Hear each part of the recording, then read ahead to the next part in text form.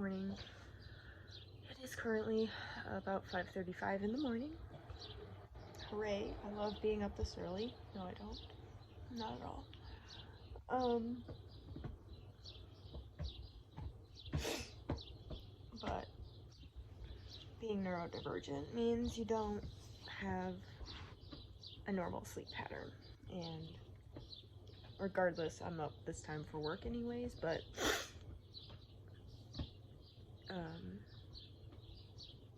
yeah, it's just whatever. Sorry, my hair is unruly right now. I don't know what the hell's going on with it. I'm gonna go rinse it off in a minute, but until then, we're gonna ignore it and we're gonna just... So it's been a month since my last video, and in that month, I have gone to Cedar Point. I've done my healing and what I wanted to do there. I might go again by myself during Halloween weekends maybe, which is like their Halloween based stuff that, you know, I don't know, I love Halloween and I'm a sucker for Halloween anything, and spooky stuff and whatever, so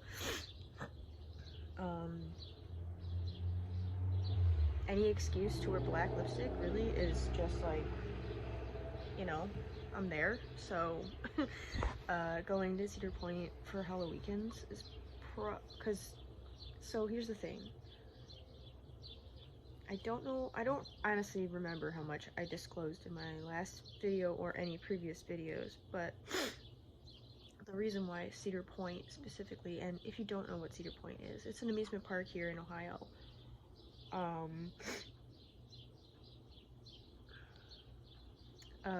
We used to have the tallest roller coaster in the world, which is the fucking Top Thrill Dragster that just got taken down because honestly it's just a horrible ride and it's always broken down. It's never running because it's just a fucking waste of money, basically. They wasted their money. But that was during like the 2000s when they were fucking going crazy, and after the Millennium Force was built and that was a huge hit, that came out in 2000, obviously, Millennium Force, and then right afterwards, I think maybe a year or two, I don't remember, the Top Thrill Dragster was introduced. So for like literally almost 20 years that ride had been shut down more than it was ever running. So they just, whatever. I'm ranting about a ride anyway. But yeah, so Cedar Point is significant for my healing journey because that was a place where so my ex-husband financially coerced me into a lot of things. I believe, I don't know this for a fact, but I'm pretty sure he had gambling problems.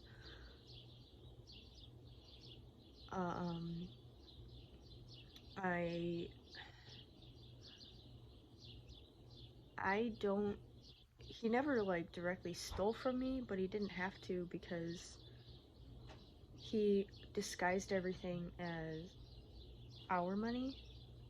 Like, I understand the concept of what goes around comes around and stuff, and that was what he always used, but it was always me paying for everything. But it came around. What goes around comes around. It's like, no, that's not how this works, because whatever. There's a lot to unpack there. A lot, and I'm still working through it slowly but surely. So I have a lot of trauma surrounding Cedar Point because it was always a fucking hassle. It was never a fun vacation. It was always, now to a degree I understand, but I believe a family vacation should include input from the whole family, and I'm sorry, but he let his son dictate a lot of what we did.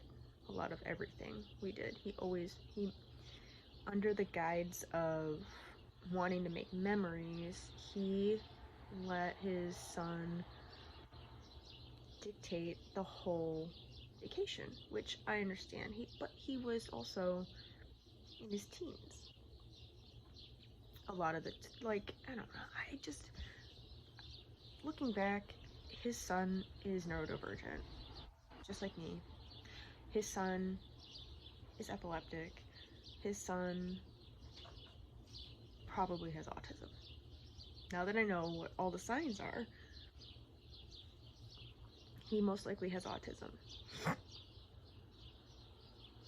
And his mother most likely has autism. Just from my observation and my memory and my new and found knowledge about the subject.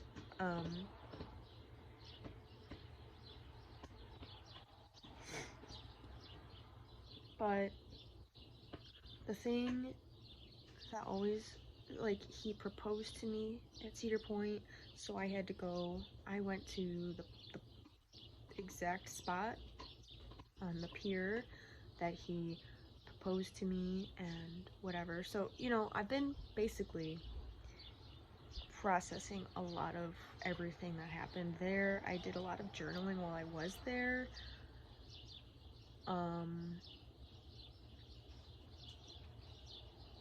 I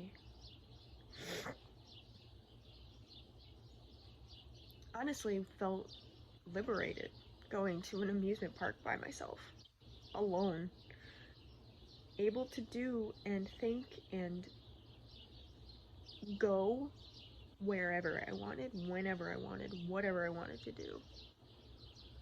The freedom was liberating.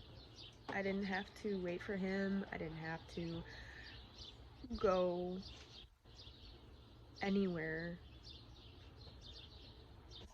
that I didn't want to go. I went to the Hotel Breakers, where we spent a lot of time. Like, we liked going there because we liked looking at the gift shop. It's like by the beach. It's nice. It's a nice hotel, and I think someday I would like to stay there, to be honest. But I don't know if I can afford that. I typically just tend to go day trips to Cedar Point because it's only an hour away. But, you know, I'm just, like,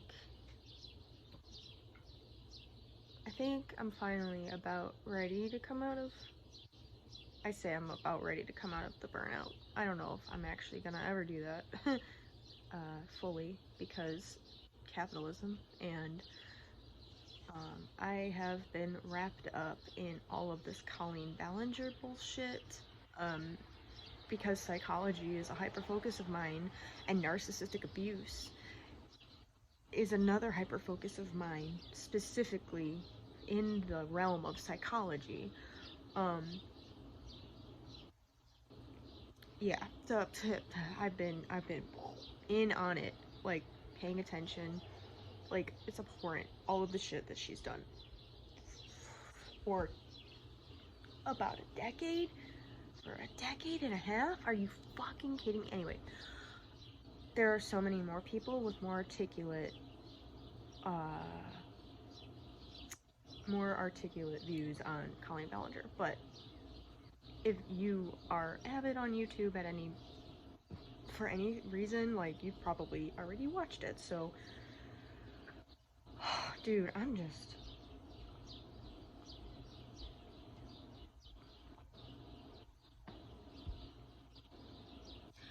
anyway. So overall, I guess I'm kind of looking for suggestions, maybe, if you have any, if you're willing to comment on this, whoever watches this video. If you're willing to comment and just give me advice, perhaps. If you are also neurodivergent, what steps do you take to get out of burnout? Because I feel like every time I'm in a burnout, I never know when it actually ends, or if it's ever ended, because I feel like I've been in one since I was probably 12. That's when the Twin Towers fell, so that would make total fucking sense, to be honest. But no, if I'm being honest, I've been burnt out probably my whole life because I am very high masking. Like, whatever. Anyway, yeah. So, I'm really sorry. This channel is supposed to be an art channel, a spirituality channel, and the last, like, 4 videos, all I've ever fucking talked about is burnout and how I just don't. At this point in my head, I feel like I'm just complaining. I'm not trying to complain. I hope not. I hope it doesn't come off that way. It's just like an eternal loop, and it's frustrating. Wow. Salem.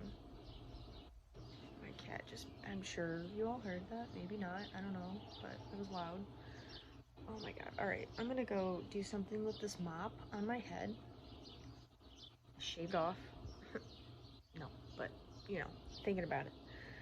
And, yeah, I'll talk to you guys later. Hopefully, soon. Soon. I'll have some videos. I gotta figure out a better setup. Is mostly the problem. A lot of it is I can't get my space to function the way I need it to in order for me to be completely comfortable working on art.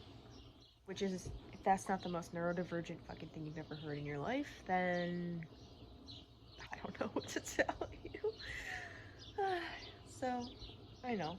It's insane.